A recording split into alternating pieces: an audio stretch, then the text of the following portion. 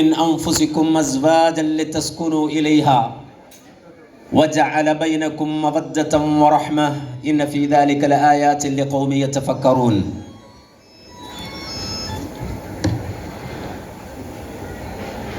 ബഹുമാന്യരായ വിശിഷ്ട വ്യക്തിത്വങ്ങളെ, അള്ളാഹുവിൻ്റെ അടുക്കൽ വളരെ പ്രാധാന്യമുള്ള, അള്ളാഹുവിൻ്റെ ദീനിൽ ഏറ്റവും പവിത്രമായ കർമ്മങ്ങളിൽപ്പെട്ട അമ്പിയാക്കളുടെ ചര്യയായ നിക്കാഹ് എന്ന വളരെ പവിത്രമായ ഒരു ഇബാദത്തിന്, അള്ളാഹുവിന് ഇഷ്ടപ്പെട്ട ഒരു കർമ്മത്തിന് സാക്ഷികളാകാൻ നമുക്കെല്ലാവർക്കും അള്ളാഹു തൗഫീഖ് തന്നു. വാനലോകത്തേക്ക് അള്ളാഹുവിൻ്റെ മലായിക്കത്തുകൾ കയറുകയും മറ്റൊരു വിഭാഗം മലക്കുകൾ ഇറങ്ങുകയും ചെയ്യുന്ന ഈ അസറിൻ്റെ സമയത്ത്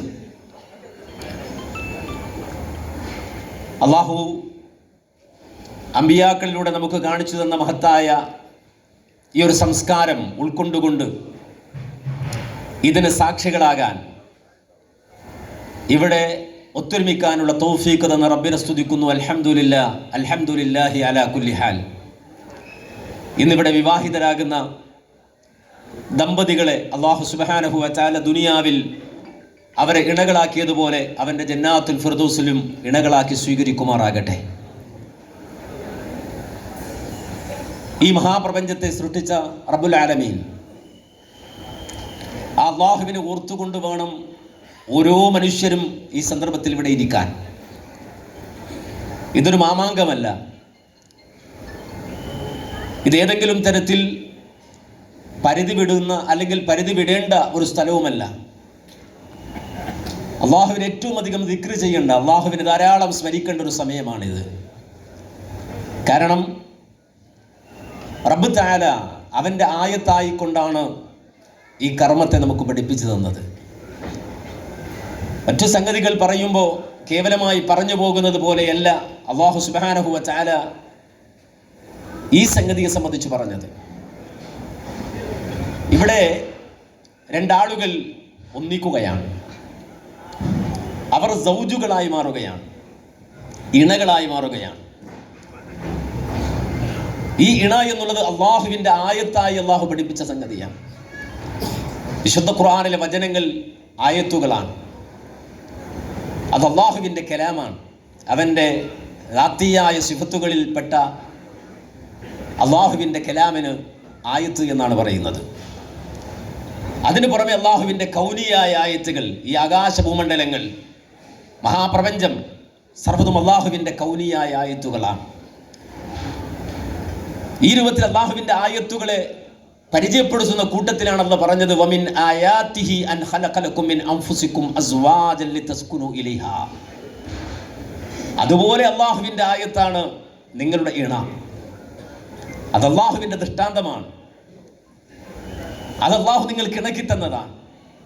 നിങ്ങളുടെ ആനന്ദത്തിനും നിങ്ങളുടെ സുഖത്തിനും നിങ്ങളുടെ മനസ്സുഖത്തിനും അള്ളാഹു ഏർപ്പെടുത്തിയ സംവിധാനമാണത്. വമിൻ ആയാതിഹി അൻ ഖലഖലകും മിൻ അൻഫുസികും, നിങ്ങളിൽ നിന്നു തന്നെയുള്ള ഇണ, നിങ്ങളെ മനസ്സിലാക്കുന്ന ഇണ, നിങ്ങൾക്ക് സല്ലപിക്കാൻ കഴിയുന്ന ഇണ, നിങ്ങൾക്ക് മനസ്സുഖം തരുന്ന ഇണ, നിങ്ങൾക്ക് ശാരീരിക സുഖം തരുന്ന ഇണ, ജീവിതത്തിൻ്റെ ഏതു ഭാരം നിങ്ങൾ ചുമക്കേണ്ടി വരുമ്പോഴും ഓടിച്ചെന്നാൽ നിങ്ങളെ സമാധാനിപ്പിക്കുന്ന ഇണ. അതാണ് ഖുർആൻ പറഞ്ഞത്. വിവാഹം എന്തിനാന്ന് ചോദിച്ചാൽ, വിവാഹം വേണോ എന്ന് ചർച്ച ചെയ്യുന്ന ആളുകളുണ്ട്. കല്യാണം വേണോ? മനുഷ്യൻ്റെ താൽക്കാലികമായ ലൈംഗികമായ അഭിനിവേശം ഇറക്കി വെക്കാൻ ലിവിങ് ടുഗദർ പോലെയുള്ള സംവിധാനം പോരെ എന്ന് ചിന്തിക്കുന്ന ആളുകളുണ്ട്. ഇസ്ലാമിനെ സംബന്ധിച്ചിടത്തോളം പോരാ എന്നാണ് മറുപടി. കാരണം ഇതൊരു സമർപ്പണമാണ്. ഇതൊരു മനുഷ്യൻ്റെ ഭാരം വഹിക്കുന്ന, മനുഷ്യൻ്റെ പ്രയാസം അനുഭവിക്കുന്ന, മനുഷ്യൻ്റെ ആശ്വാസത്തിൻ്റെ കേന്ദ്രമാണ്. മസ്കൻ.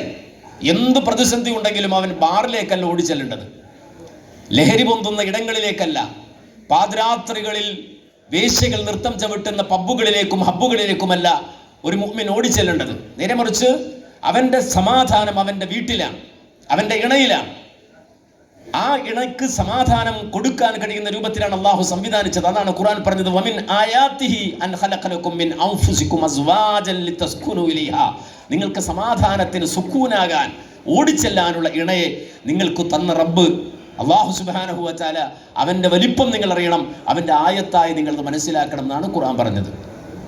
മാത്രമല്ല രണ്ടാമത് പിന്നെ പറഞ്ഞത് വജഅല ബൈനക്കും മവദ്ദത്തൻ വറഹ്മ. രണ്ട് വികാരങ്ങൾ, നിങ്ങൾ ഒരു കോടികൾ ചെലവഴിച്ചാലും ലഭിക്കാത്ത രണ്ട് വികാരങ്ങൾ അല്ലാഹു നിങ്ങൾക്കിടയിൽ ഇട്ട് തരണം. ഒന്ന് മവദ്ദത്ത് എന്ന് പറയുന്ന ഇണയോടുള്ള അദമ്യമായ പ്രത്യേകമായ ഒരു ഇണക്കം, പ്രേമം എന്നാണ് അതിന് മലയാളത്തിൽ പറയാ.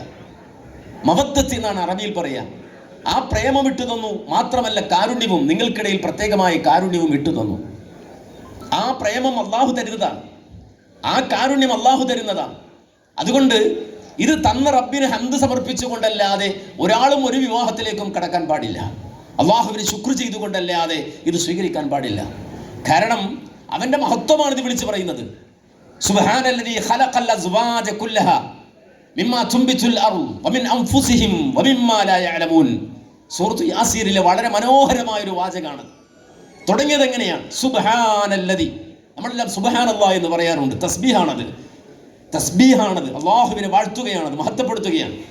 ആ സുബ്ഹാൻ എന്ന വാക്കുകൊണ്ട് അല്ലാഹു ആരംഭിക്കുകയാണ്. സുബ്ഹാനല്ലദീ ഖലഖൽ അസ്വാജ കുല്ലഹ. അല്ലാഹു സുബ്ഹാനഹു വ തആല സുബ്ഹാനാണ്. കാരണം അവൻ ആരാണ്? ഖലഖൽ അസ്വാജ കുല്ലഹ മിമ്മാ തുംബിതുൽ അർദ്. ഭൂമി മുളപ്പിക്കുന്ന സർവ്വതിലും അല്ലാഹു ഇണകളെ സൃഷ്ടിച്ചു. ഭൂമിക്ക് തന്നെ അല്ലാഹു ഇണയുണ്ടാക്കി. ഭൂമിയുടെ ഇണയാണ് മതർ, മഴ. മഴ ഭൂമിയിലേക്ക് വർഷിക്കുന്നതോടെ ഭൂമി നട്ടു നനച്ച് അത് ഏറ്റവും ഹരിതാപമായി വർണ്ണാഭമായി നിലകൊള്ളും.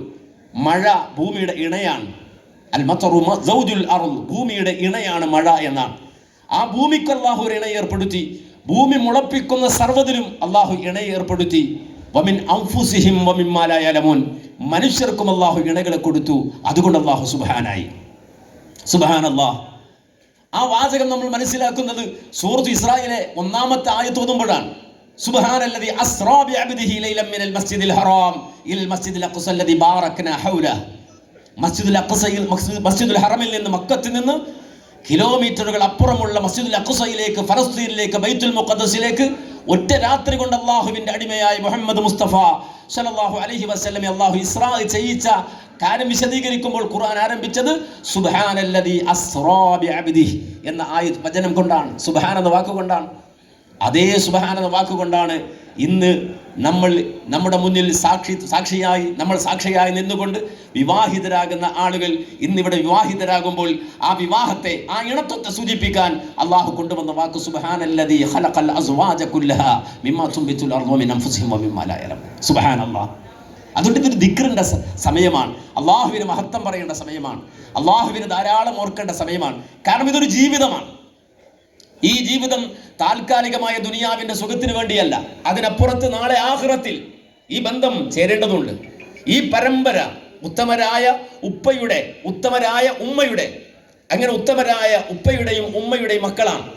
അങ്ങനെ തലമുറ മാറി ഇസ്ലാമീയത്തിൻ്റെ, ഈമാനീയത്തിൻ്റെ സർവ്വ നന്മകളും നട്ടു നനച്ചു വലുതാക്കി വളർത്തിക്കൊണ്ടുപോകുന്ന ഒരു നല്ല പരമ്പര മക്കളിലൂടെ, തലമുറകളിലൂടെ നാളെ ആഖിറത്തിൽ മുഹമ്മദ് നബി സല്ലല്ലാഹു അലൈഹി വസല്ലമയുടെ ഉമ്മത്തായി കടന്നു ചെല്ലുമ്പോൾ വലിയൊരു ജനാവലി, കൂട്ടുകുടുംബാദികൾ സഹിതം അല്ലാഹു സുബ്ഹാനഹു വ തആല നിങ്ങളുടെ കുടുംബത്തോടൊപ്പം, ഇണകളോടൊപ്പം സ്വർഗത്തിലേക്ക് വരൂ എന്ന് വിളിച്ച് അല്ലാഹു സുബ്ഹാനഹു വ തആല ആദരിക്കുന്ന ഒരു കുടുംബ സംവിധാനത്തിന്റെ അതിന്റെ ഇണചേരലാണ് ഇവിടെ സംഭവിക്കുന്നത്. അല്ലാഹു ഇത് സ്വീകരിക്കട്ടെ.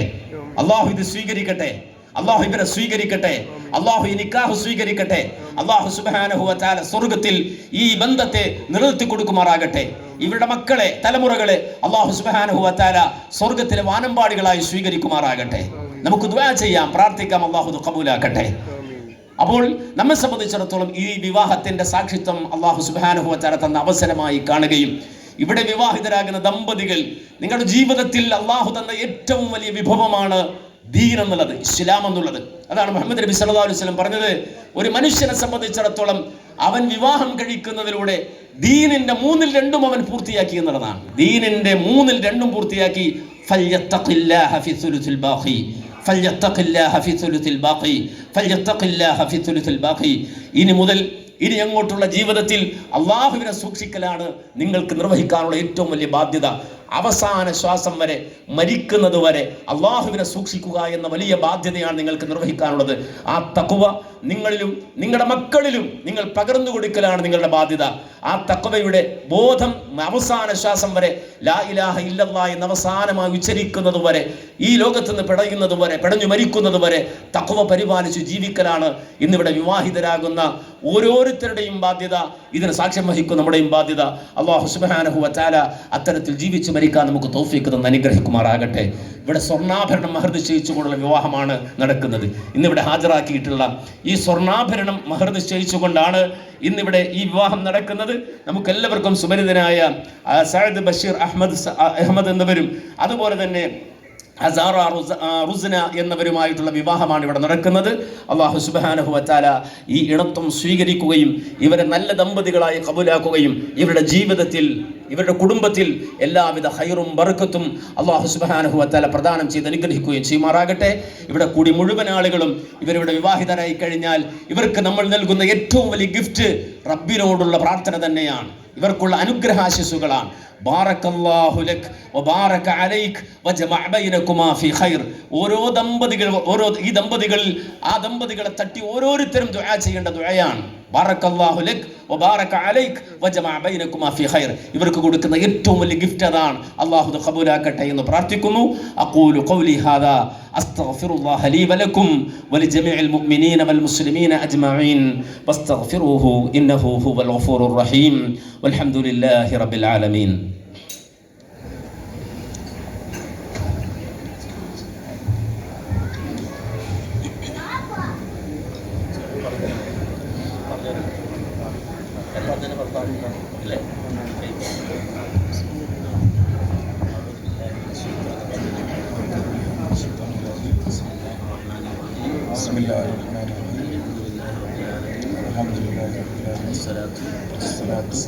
والسلام على أشرف المرسلين وعلى آله وصحبه أجمعين.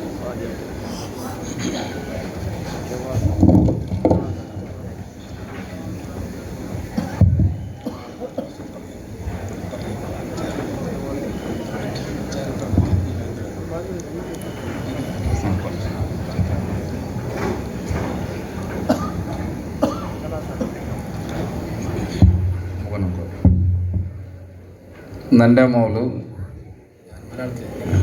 എൻ്റെ മകൾ ആസറ റുസ്ന എന്നവളെ ഈ സ്വർണ്ണാഭരണ മഹറിന് പകരമായി നിനക്ക് ഞാൻ നിക്കാഹ് ചെയ്തു തന്നു, പൊരുത്തപ്പെട്ടു തന്നു.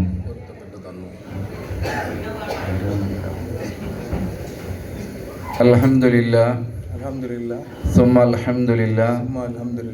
നിങ്ങളെ മോളു ಹಾಜರ ರುಜ್ನರೆ ಈ ಬಂಗಾರ ಆಭರಣத்துக்கு ಬದಲಾಯಿತು ನಿಗಣಕ್ಕೆ ನಿಕಾಹ್ ಹಾಕಿ ತನ್ನದರೆ ನಾನು നിങ്ങൾ നിന്ത് സ്വീകരിച്ച പൊരുത്തപ്പെട്ട.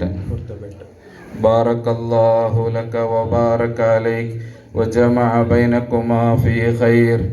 بارك الله لك وبارك عليك وجمع بينكما في خير.